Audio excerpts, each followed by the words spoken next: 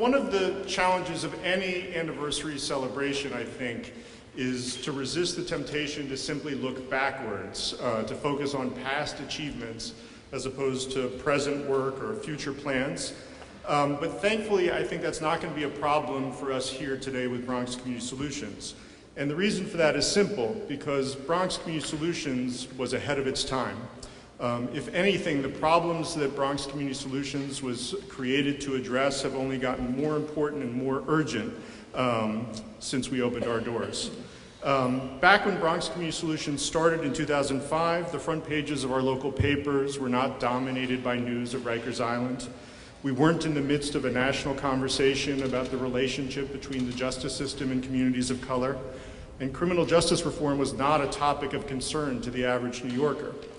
But that didn't stop a group of visionary leaders from stepping forward to come together to forge a new approach to justice in the Bronx. Bronx Community Solutions has really invested in our young people. They have made our clients into scholars. They have recognized that young people deserve a second chance. They have single-handedly worked with community partners in our courts in saving young people's lives. And the reason why that's meaningful is because when you look at the criminal justice system and you look at the fact that it costs more to incarcerate a young person than it does to create a diversion program. You know, when we talk about public safety, very often we talk about policing and incarceration, and it has a role in providing public safety. But for me, and now this is 40 years in criminal justice, it's always been evident that that's a last resort. Incarceration should be a last resort when all else has failed. And Bronx Community Solutions is so in tune with our philosophy in the District Attorney's Office. 10 years ago, I stood here in this same courtroom as we opened the doors to Bronx Community Solutions. I said that we could do better, that we could make our courts more effective, more responsive, and more outcome-driven. And that's exactly what Bronx Community Solutions has done. In the past decade, it's reshaped the response to low-level crime in the Bronx.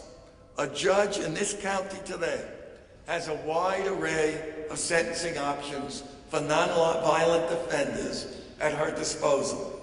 Instead of jail, she can link defendants to meaningful community restitution, putting offenders to work repairing local parks and painting over graffiti.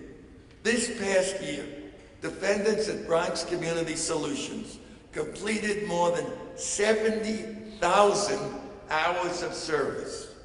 This is the kind of justice that builds this borough up.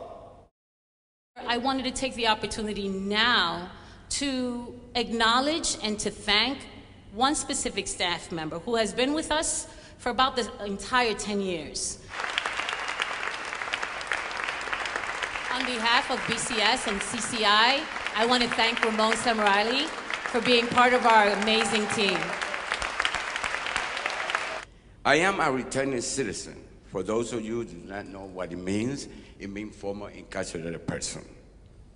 I've been home for 12 years. When I first asked myself what I would be in 10 years, I did not know I was going to be standing here. I was sent to a new project called Bronx Community Solution for an interview, and I was hired